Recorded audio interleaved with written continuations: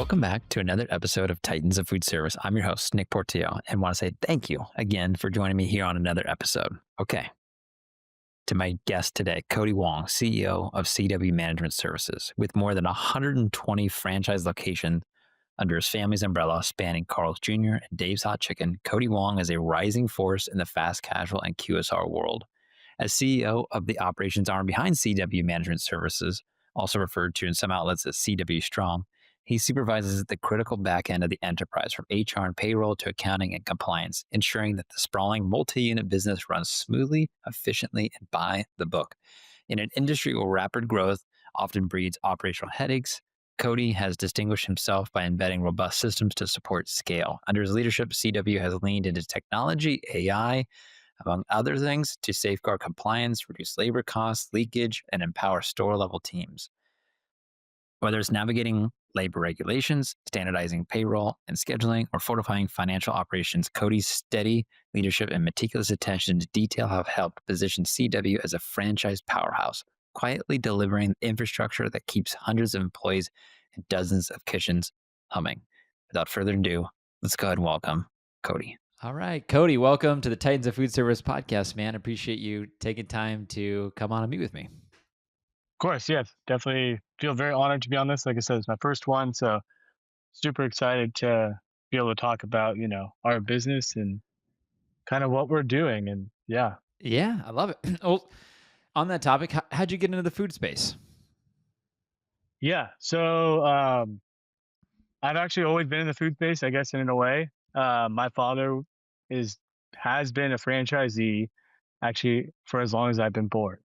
So I was born March of 92. He became a franchisee October of 92.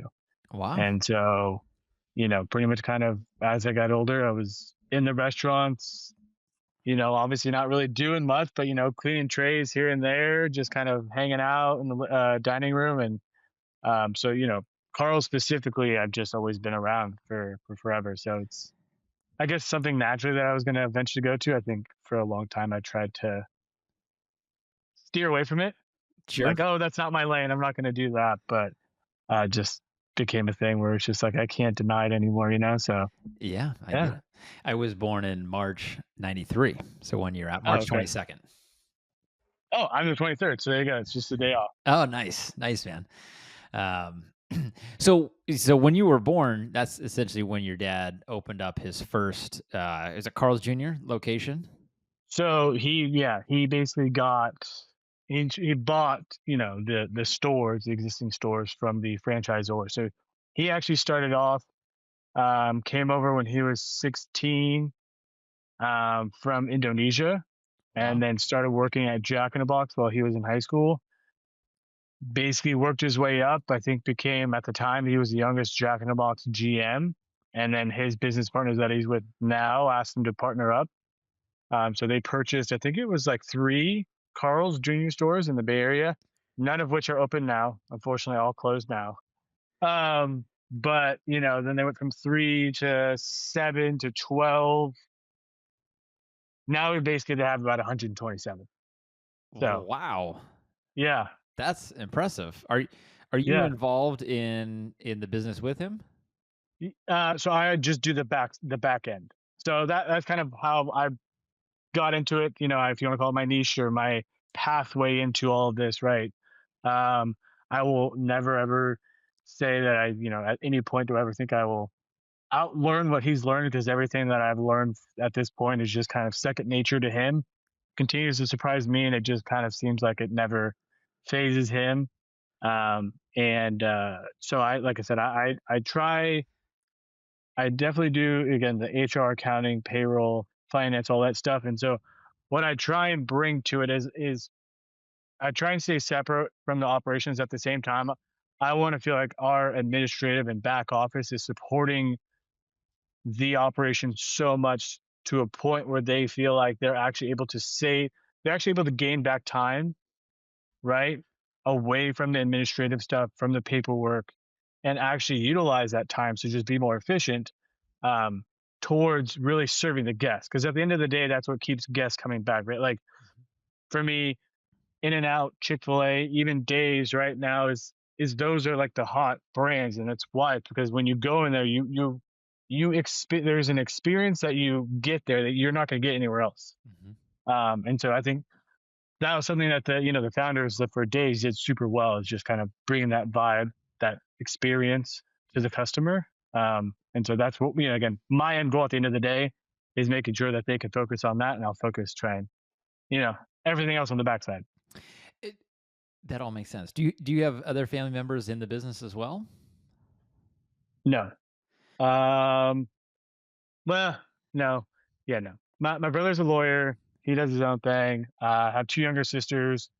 One is getting her doctorate, and the other one is getting, I think, the other one may be potentially coach. She teaches dance, and she may be trying to do an MBA. So either do something with that, or maybe kind of get in with us. We'll see. Nice. I've got a good Yeah. friend, and she's a real estate agent. Has Okay. started her own brokerage, but growing up, her dad owned restaurants, and Oh, nice. that was his line of trade. And now Yeah. that he's getting older, it's you know, he has two daughters, one being my friend, and it's Uh-huh. who's going to be the succession plan for the business. And so Yeah. she's thinking, I've started my own business here, my own brokerage, and I'm, successful doing what I'm doing in the real estate channel. Do I want to go help my dad? Do I want to be in the restaurant business? It's a hard Yeah. business. As you know, it's It's 6, 7 days a week, man. Yeah, and I will say it's unfortunately, in certain states, it just becomes harder and harder. Um, you know, and it's just one of those things where it's like it's still California, it's still a great place to be. Don't get me wrong, um, but it just seems like there's just certain things that just kind of come across, and it's like it just doesn't seem like they're very small business kind of mindfulness or like friendliness to it, right? Because if that were the case, I feel like there would be, obviously perfect example. I'm sure we'll probably talk upon later is like the AB, 12 or the 1228. It's just like I just think that ended up being the idea and the heart of it was right, but I think the execution and kind of how it played out.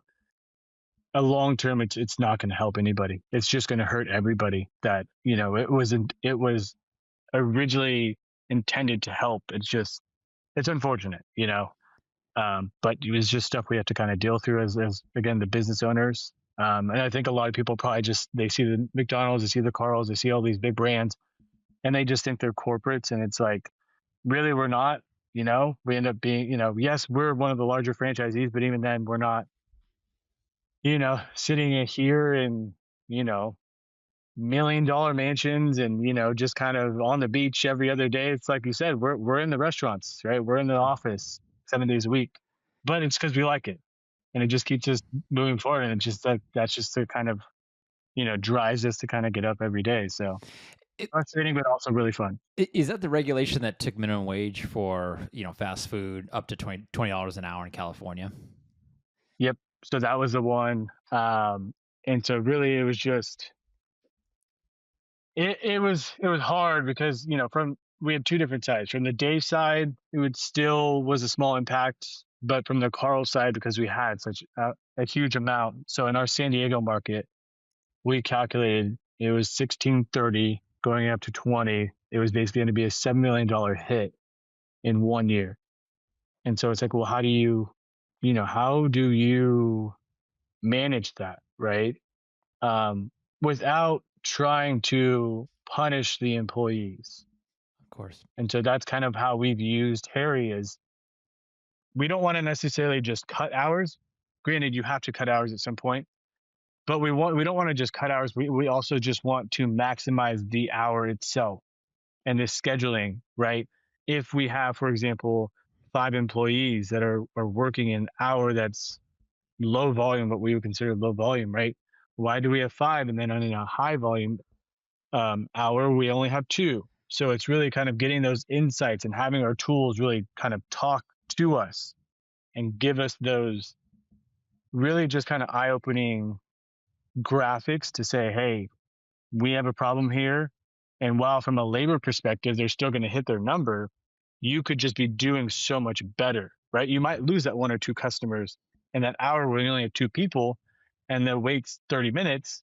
But if you were fully staffed properly, guess what? You're not going to lose those people because you're going to be able to service it quicker. So, um, a lot of just trying to, try and be proactive as much as possible and not too reactive is, the more reactive you are, you're just playing behind the eight ball and it just becomes really hard to succeed.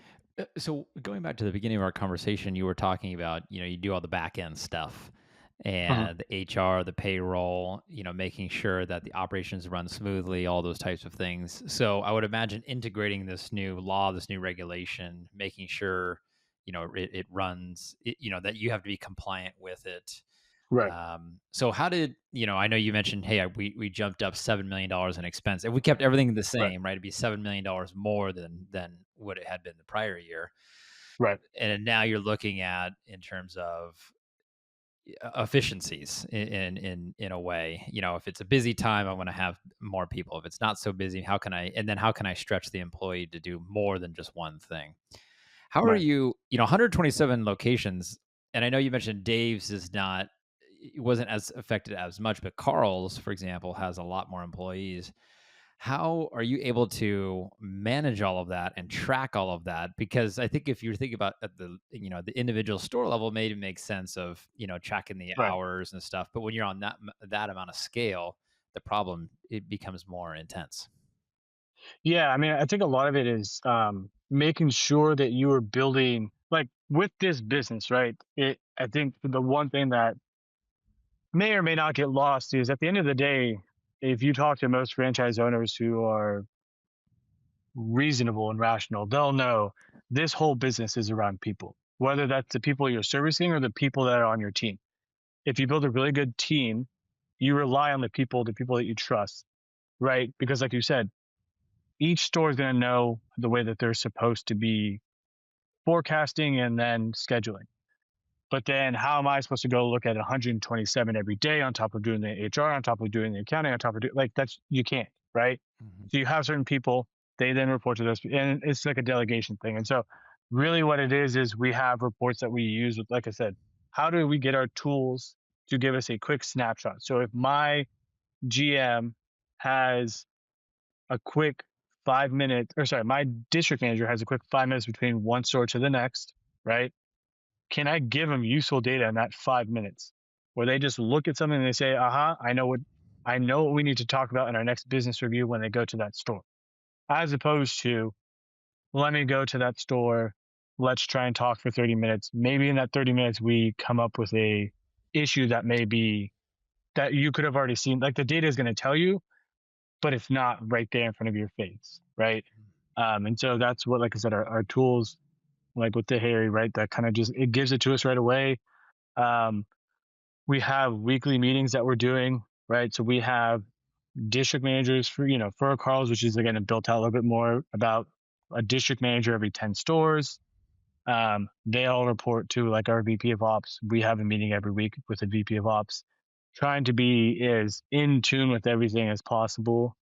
And then from time to time, really just kind of sitting down and trying to connect with the district managers and the GMs. And I think if you really show them as much as you can that you truly do care, they can feel that and they want to. They're motivated to kind of try a little bit harder for you. Not only that, but they'll be more open to communicate back with you, right? Mhm. Whereas if it just seems like it's just like a dictatorship and it's just like do this, do this, do this, they just don't respond to that. And if they have issues with, forecasting reports or they feel like they're not utilizing the tool the way they should, they're not necessarily going to come out to you and be like, oh, hey, I'm having this issue because they're going to, in their mind, they think, well, I'm going to get in trouble because I'm not doing it correctly. That's not how we want it. It's like, no, we want to equip you guys to do the best job you can.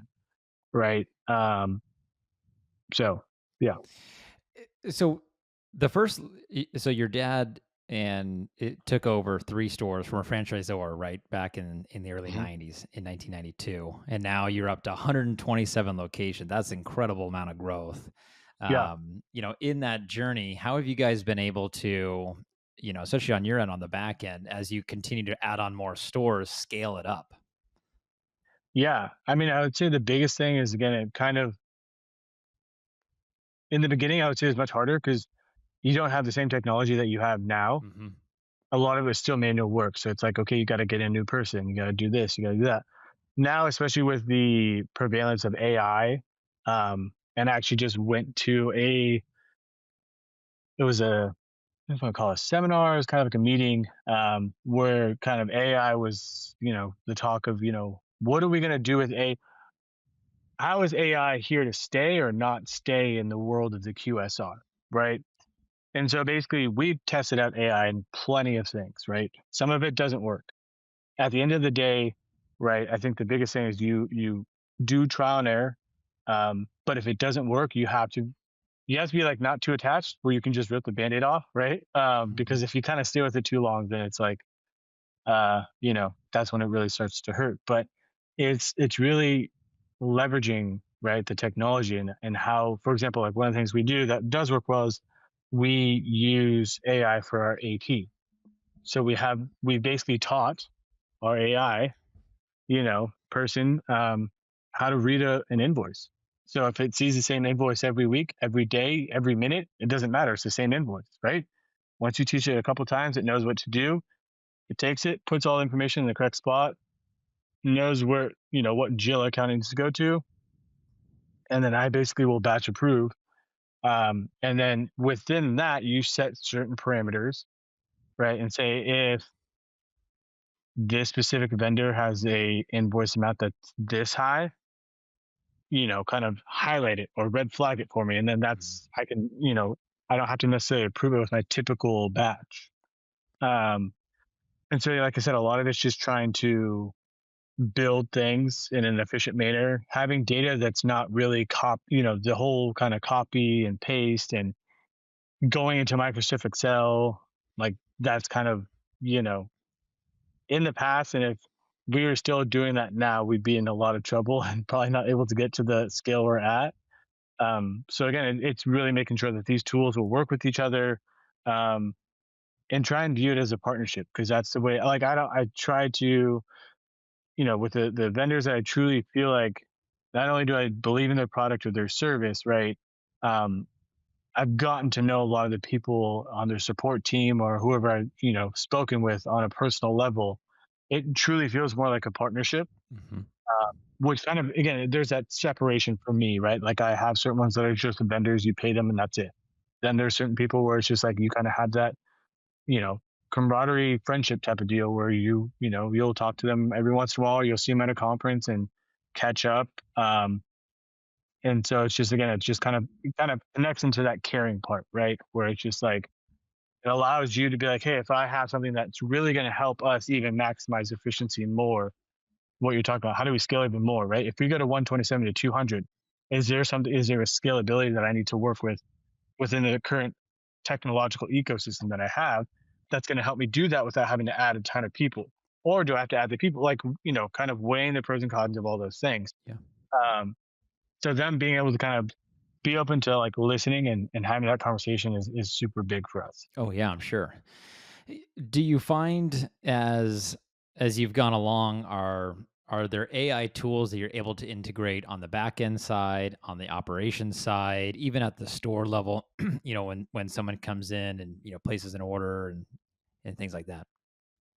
Yeah, I would say we're definitely steering away from forward facing, Okay. because we still want to have the feel of a human interaction. Hmm. The second you kind of lose the human interaction, there's something that just feels very, I don't know if icky is the right word, but that's just kind of that feeling that, we have. So a lot of what we do is we leverage a ton of the AI on the back end. Um, and so, my office is able to basically run to have about like, for, in total, probably about like 5, 6. So we, that deals directly with like HR, accounting, payroll, those type of things, right? Mhm. We have like IT people. We have an IT person. We have a facilities guy. That's kind of separate. But what do you call it? Yeah. So like kind of going back to like the AI, if it's got to be like kind of in a way, a simple task that just takes time, the AI will shorten that time to basically nothing. And then it can repeat that process. Yeah. So that's what going back to the AP, right? If you can give it the data and tell it what you need the data to spit back out to you, you're giving it simple instructions, right? Almost like a guide that you give to a new hire. So if you can do it with those certain things, that's where you can leverage the AI. We've tested the AI on the forward facing, like we tried to do it with the drive through. And that's one where it's just, people don't like it. And at the end of the day, again, this whole industry is about people. And so listening to their feedback and saying, you know what, we tried it. Maybe it's just not for us, or if we're going to keep pushing for a certain thing, how do we adapt? You know, how do we, how can we make it so they don't feel like it's so robotic or kind of trying to humanize it, I guess, as much as possible, kind of going back to like what they used to experience going into the restaurants. Although I will say, the self-service kiosk, I feel like is one of those things that's kind of here to stay. Yeah. And I feel like, 5 years ago, probably just kind of right around COVID, that would never be a thing, right? Self-service, who would go to a self-service kiosk, right? You'd be like, oh, well, that's silly. I want someone to come take my order. Mm-hmm. And now you walk in, and it's almost every, especially in the QSR industry, it's like if you don't have it, you're kind of a step behind, right? Mm-hmm. Because you can still keep that human interaction when they get their food, ask them if they need anything, go up to their table, you want napkins, ketchup, blah blah blah, whatever.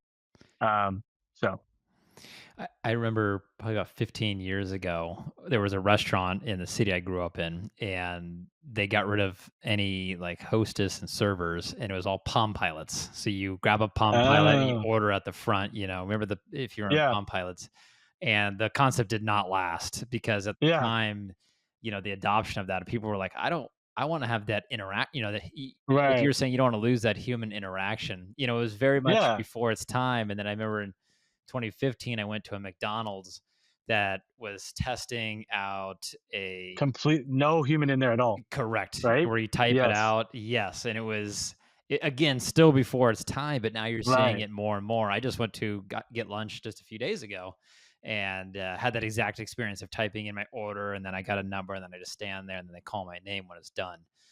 right, So it's interesting to see where the industry is going, but if you're, yeah, as a business, as you evolve and you get tested and you have different regulations you have to, comply with that, the right, businesses are changing and they're trying to stay up with the right, times. yeah. And that's the thing is, when you're put in a corner, you only have so many options, and it's not options that we would want to do. It's kind of what you have to do, like you said, to keep thriving in the business. Totally. Because at the end of the day, you know, sure, just like with anything, right? We're not here to break even because that will kill us. At some point you're in to make money, Yep. so that's what you got to try and do. Like I said, what we try and always just keep in the back of our mind is make money to a certain extent, right? Still try and take care of the employees, still try and take care of the customers in the same fashion that we were doing prior to the big change in the California law. Yeah. What about looking down the line into the future? What are some paths or projects that you feel passionate about that you want to pursue? Like me personally, Within the business. yeah, I mean, with the business itself, I would say, a couple things that I've seen kind of coming down the pipeline is getting robots into the back of the house. Mm, interesting. So, yeah, and so trying to retrofit, we've looked at some of our stores. Like on the Carl side, I think we were trying to retrofit a location for what they call, I forget what they call the machine. I'm not gonna try and figure the name because I'll say it's wrong. Yeah. But it's a fryer that you has different compartments. You load it up based off of the order that comes in the POS. It knows small, medium, large, what the serving size should be, spits it out, puts it in there, shakes it correctly, and then dumps it out. The employee comes by, picks it up, and then just bags it. So Wow. again, you utilizing technology in the right way, right? Yeah. And it could be the wrong way. You don't know, right? But we're testing it because at the end of the day, if we don't test it, you'll never know. right? So How much does a robot like that cost? luckily we're kind of piloting it, so Yeah. we're getting it for free right now. Yeah. But I mean, I don't know. I would imagine it's probably something like a couple $100,000. You know, A few thousand bucks. no, a couple 100,000. Oh, a couple 100,000 for one robot. Right. So then at that point, it's is it worth it? Right. You got to have enough capital to really invest in that. Right. Yeah. Not only that, there's gonna be an overlap of like you're gonna be spending labor and the upfront cost of that machine. What does that look like? So trying to just as best we can. Again, we're not there yet, Sure. but if we ever get to that point where we're like, well, we got to pay for it. For example, if we have 120 stores, do we really want to put it in, for example, a high volume store where we can afford to have more employees, right? So maybe what we're talking about is more for a lower volume store where the orders come in slowly. It has time to read what it needs to read. And it's not just freaking out because there's so much data that's just getting sent from all the different, from the drive through, from the line breaker, from the two registers up front, like all of these things. And then it just, kaputs and just freezes. So um again, I think it's good to just kind of I think the one thing we definitely learned, and kind of November of 23 going to 24, we had a serious like kind of leadership team huddle. We had an idea it was going to be coming down the road, and so really we just sat there and said we have one or two options. We can sit here and complain and throw our hands up and what was me, but who that's not going to do anything. Yeah.